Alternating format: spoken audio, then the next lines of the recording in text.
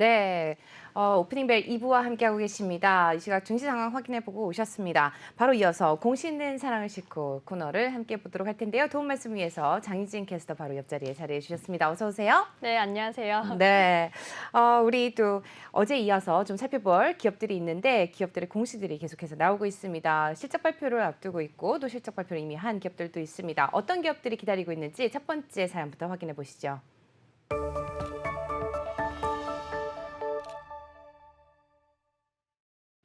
네, 첫 번째 사연은 LG 디스플레이입니다. LG 디스플레이 같은 경우는 지금 실적 발표를 했습니다. 우선 매출과 영업이익이 작년보다 굉장히 큰 폭으로 증가를 했다고요? 네, 특히 3분기 영업이익이 전년 대비 크게 증가를 했습니다. 우선 지금 자세히 살펴보시면요. 3분기 영업이익은 전년 대비 무려 222%나 증가를 했는데요. 5,289억 원을 기록했습니다. 여기에 3분기 매출, 오히려 매출의 증가율은 조금 적었는데요. 7%대 증가하면서 7조 2,232억 원으로 집계가 됐습니다. 한편 LG 디스플레이는 올해 들어서 3분기 연속 흑자를 내고 있다라고 이렇게 실적을 보고해 왔습니다. 네, 뭐 지금 말씀하신 것만 딱 들어봤을 때는 굉장히 큰 호실적을 좀 발표를 한 것 같은데 전망치 뭐 증권사에서는 오히려 이제 증권사에서 내놓은 전망치보다는 하회를 했다죠? 맞습니다. 전망치를 하회했고요. 또 전년 대비로는 상승을 했지만 전분기 대비로는 조금 감소한 수치를 보여주면서 아무래도 투자자들에게 아쉬움을 조금 안겼습니다. 우선 매출과 영업이익이 모두 증권가 전망치를 하회했고요. 이런 이유에는 아무래도 좀 LCD 패널 가격이 하락한 것이 요인으로 작용을 했습니다. 또한 아무래도 수급 이슈도 영향을 미쳤는데요. 재료비가 상승을 했고 또한 신규 설비를 가동하면서 비용이 증가한 것까지 아무래도 이익의 증가세에 조금은 영향을 미쳤습니다. 그래서 여기에 영업이익이 전분기 대비로는 25% 감소했다라고 보고를 해왔습니다. 네, 지금 말씀하신 것처럼 또 전망치는 하회를 했다라는 소식을 좀 전해드리고 있습니다. 우선 또 이번 컨퍼런스콜에서 4분기에 대한 전망도 밝혔다고 하는데 어떤 내용이죠? 네, 우선 그 제품군별 매출 비중을 제가 앞서 빠뜨려서 이것도 같이 전해드리면요. 네. 우선 IT용 패널이 45%로 가장 매출이 높았고요. 여기에 TV용 패널은 32%, 모바일용 패널은 23%를 차지했다라고 보고를 해왔는데요. 그래도 4분기에 대해서는 3분기보다는 개선될 것이다. 이런 전망을 좀 내놨습니다. 이런 TV용 LCD 패널의 가격의 하락세는 계속해서 지속되겠지만 그래도 부품 수급 이슈가 점점 개선이 될 것이다. 이로 인해서 지연됐던 출하량을 회복하면서 3분기보다는 4분기가 좀 더 나아질 것이다. 이런 입장을 좀 밝혀왔는데요. 특히 올해 4분기에는 10% 중반 수준의 출하 증가가 기대된다라고 분석을 했습니다. 또한 아무래도 좀 연말에 계절적인 성수기 효과로 모바일 출하도 확대될 것으로 기대한다라는 입장을 밝혔는데요. 어떤 LCD 시황 악화와 핵심 부품 수급 이슈로 인해서 또한 중국 전력난까지 겹치면서 수요와 공급의 불확실성은 지속될 수 있다. 그렇기 때문에 이 리스크를 최소화하기 위해 만전을 기할 것이다라는 포부까지 밝혔습니다. 네, 말씀 잘 들었습니다. LG 디스플레이에 대해서 말씀 나눠보고 있는데요. 뭐 회사에서 실적 개선을 전망을 한 만큼 뭐 4분기에는 좀 더 강한 모습을 보여줄 수 있을지 기대해 보면 좋을 것 같습니다. LG 디스플레이 최근 시세와 또 오늘장에서의 모습 함께 좀 확인을 해볼 텐데요. LG 디스플레이 네, 주간 52주 네, 차트 확인해 보고 계십니다. 일중으로 함께 좀 확인을 해볼까요? 오늘 전일 대비 네, 지금 이것도 월중이죠. 일중으로는 전일 대비 6.2% 상승하면서 19,650원 선에서 거래가 되고 있습니다. 전일장에서는 18,500원의 종가를 형성했고요. 계속해서 사거래 연속 기관이 물량을 담아내면서 좋은 흐름 가져가고 있는 LG 디스플레이 확인해 보셨습니다. 바로 이어서 두 번째 사연도 확인해 보시죠.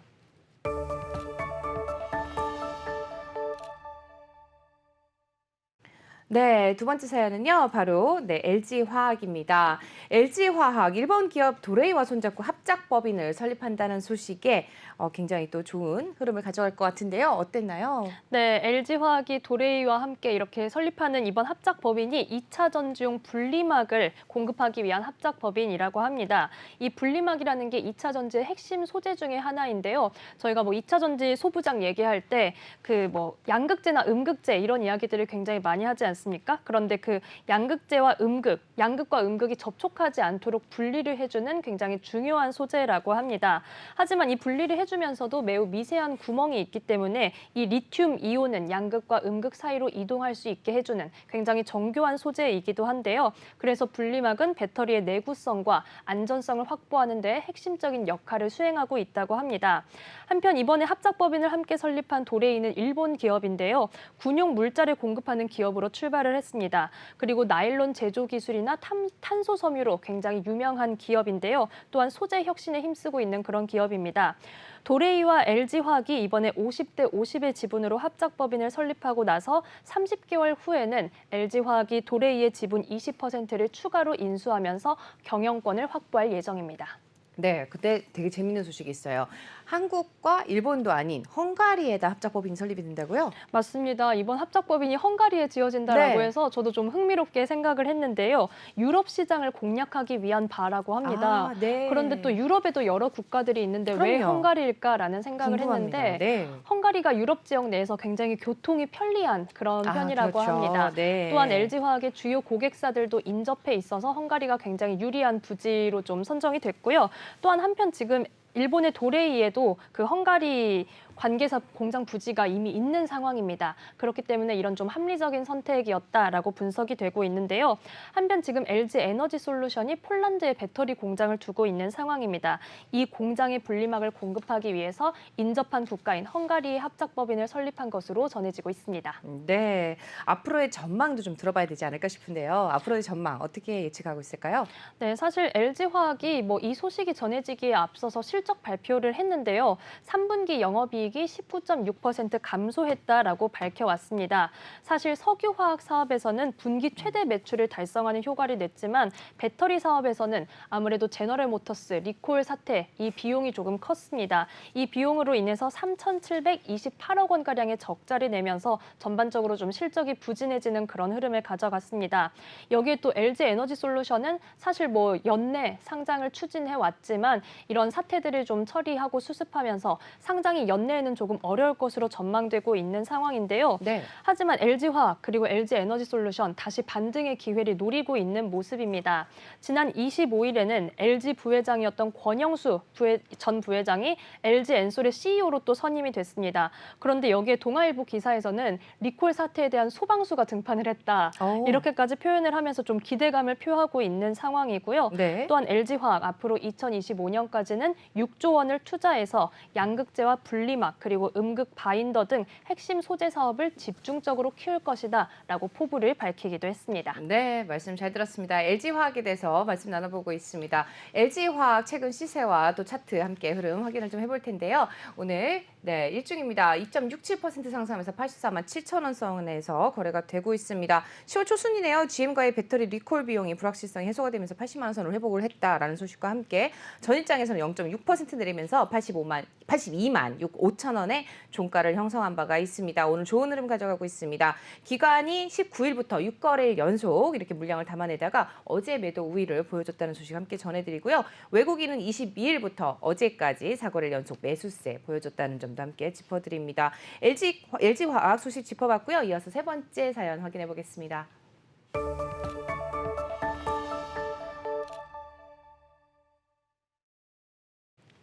네. 사랑은 고씨를 싣고 통해서 어제였죠. 바로 저희가 현대차의 실적 방어 소식을 좀 전해드렸는데 기아가 3분기 실적을 보고를 했습니다. 함께 전해주실까요? 네, 지금 기아는 이번에 3분기 매출과 영업이익이 모두 전년 대비 증가했다라고 이렇게 소식을 밝혀왔습니다. 여기에 기아가 오늘 장 초반 강한 모습을 보여주기도 했는데요. 우선 매출은 전년 대비 8.8% 증가를 했습니다. 여기에 17조 7,528억 원을 기록을 했고요. 영업이익은 무려 훨씬 더 대폭 증가했습니다. 579%가량이나 증가를 하면서 1조 3,270억 원이다. 라고 이렇게 보고해왔습니다. 여기에 당기 순이익이 1조 1,347억 원을 기록했는데요. 기아는 지금 계속해서 자동차주 실적이 뉴욕 증시에서도 그렇고 반도체 대란에도 불구하고 혹은 반도체 대란 타격 속에 이런 식으로 해석이 되고 있는 상황입니다. 기아는 반도체 대란에도 불구하고 영업이익이 고수익 신차 판매가 확대되면서 좀 선방을 했다라고 역시 해석이 되고 있습니다. 소렌토나 카니발 그리고 셀토스가 판매 호조를 보였는데요. 여기 여기에 큰 폭의 인센티브 축소 및 효율적인 판매 관리비 집행을 통해서 수익성을 향상시켰던 것으로 분석되고 있습니다. 특히 레저용 차량 같은 경우는 네. 판매 비중이 전년 동기 대비 1.1% 상승하면서 58.7%를 차지했습니다. 굉장히 좀 많은 부분을 차지를 했던 것으로 분석되고 있습니다. 네, 최근 들어서 뭐 코로나 때문에 뭐 골프 그리고 뭐 차박 이런 게 굉장히 많이 유행을 했었잖아요. 그러다 보니까 SUV 차량도 이제 판매 실적 RV 레저용 차량이죠. RV 판매량이 늘었다는 점도 함께 짚어드립니다.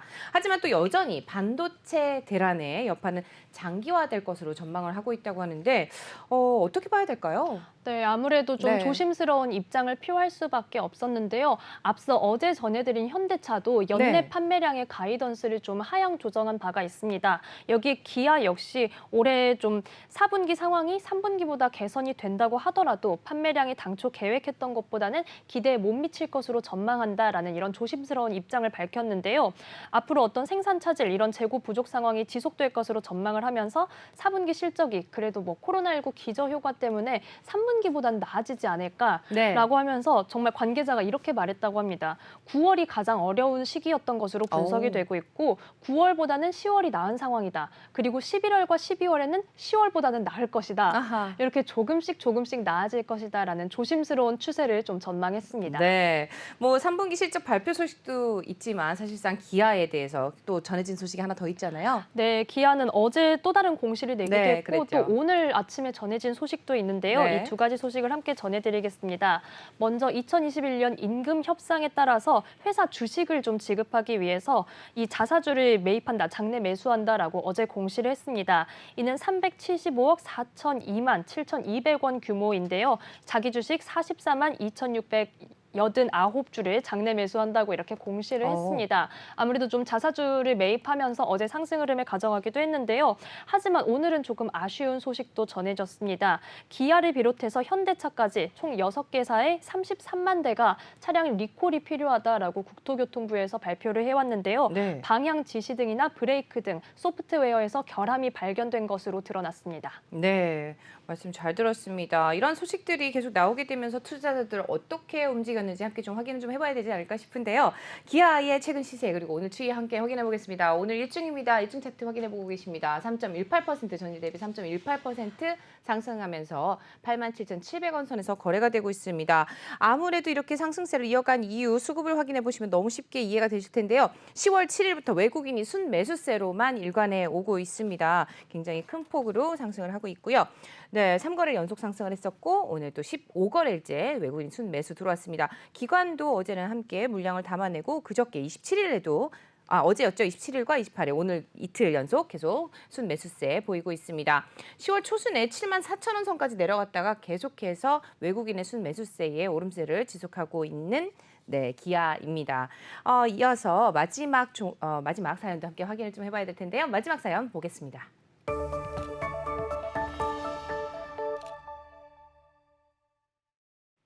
네, 우리 생활에서 가장 밀접하게 있는 그런 기업이 아닐까 싶습니다. 뭐 케이크, 제빵, 국수, 뭐 면, 뭐 밥, 고기, 뭐 할 것 없이 뭐 너나 없이 다 김치까지 그렇죠. CJ 제일제당입니다. CJ 셀렉타 매각 추진설에 대한 입장을 좀 내놨네요. 네, 우선 그 공시의 전문을 보면 굉장히 네. 좀 간략하게 나와 있습니다. CJ 셀렉타에 대한 다양한 전략적 방안을 검토 중이며 향후 구체적인 내용이 결정되는 시점 또는 6개월 이내에 재공시하겠다 이렇게 밝힌 상황인데요. 지금 CJ 셀렉타를 좀 살펴보시면요. 브라질 소재의 농축 대두 단백 세계 1위 업체입니다.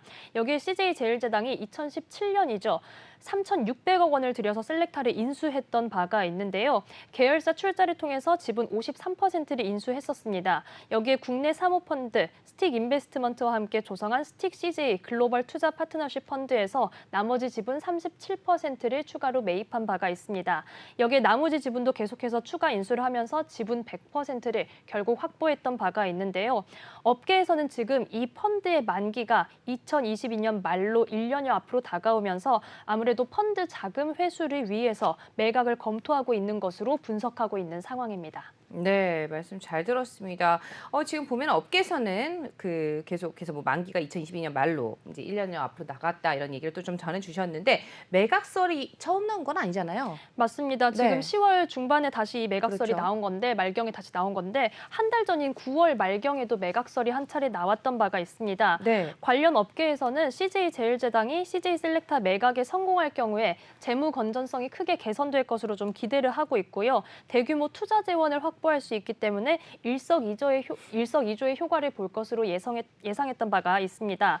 사실 당시에 이 매도를 고려하고 있던 CJ셀렉타의 몸값이 총 인수액 대비 20%가량 높은 5천억 원 이상으로 좀 전해진 바가 있습니다. 그래서 굉장히 매각을 하면 큰 수익을 볼 것으로 예상이 되고 있었는데요. 이는 CJ셀렉타가 농축 대두단백 시장 지배력을 발판 삼아서 실적을 꾸준히 올려왔기 때문인 것으로 분석되고 있습니다. 사실 뭐 피인수된 첫 해인 2017년에는 좀 적자를 냈습니다. 네. 셀렉타가 약간 순손실을 내면서 고전하는 흐름을 보였는데요. 하지만 2018년부터는 다시 흑자로 전환을 하고 실적을 올려오면서 지난해에는 무려 331억 원의 순이익을 내기도 했습니다. 또 올해는 상반기에만 319억 원의 순이익을 거두면서 사상 최대 실적을 낼 것으로 기대되는 바입니다. 네, 말씀 잘 들었습니다. 지금 말씀해 주신 것처럼 이번 셀렉타 매각설과 관련해서 또 정확한 입장이 나오는 대로 저희 오프닝 벨에서 발빠르게 전해드리도록 하겠습니다. 그렇다면은 최근 주가 추이 어떻게 이어가고 있는지 함께 확인을 좀 해봐야 될 텐데요. 사실 CJ제일제당 같은 경우는 주가 추이가 그렇게 썩 좋지는 않죠. 보면은 60일 차트, 120일선 그리고 20일 차트까지 좀 무너져 내린 흐름 보이고 있습니다. 5일선도 마찬가지인데요. 지금 보시면은 투자자 수급 상황도 보시면은 외국인이 8거래일 연속 매도 우위를 보이고 있고요. 마찬가지로 기관도 7거래 연속 매도세를 보이고 있습니다. 기관과 외국인 쌍끌이 매도세를 보이면서 계속해서 주가는 약세를 보이고 있습니다. 8월 초 52주 최고가인 49만 8천 원이었는데 이후 계속 내림세를 가져오고 있는 흐름 확인을 해보실 수가 있겠습니다. CJ제일제당 함께 확인해 보시면 좋을 것 같고요. 대신에 지금 매출액과 영업이익, 순이익은 모두 증가를 나타내고 있다는 점은 함께 전해드립니다. 네, 저희 기업은 공시를 싣고 준비한 내용은 여기까지입니다. 저희는 잠시 후에 전문가분 모시고 말씀 이어가 보도록 할 텐데요. 오늘 준비해 주신 장희진 캐스터 고맙습니다. 네, 저희 잠시 후에 다시 돌아오겠습니다.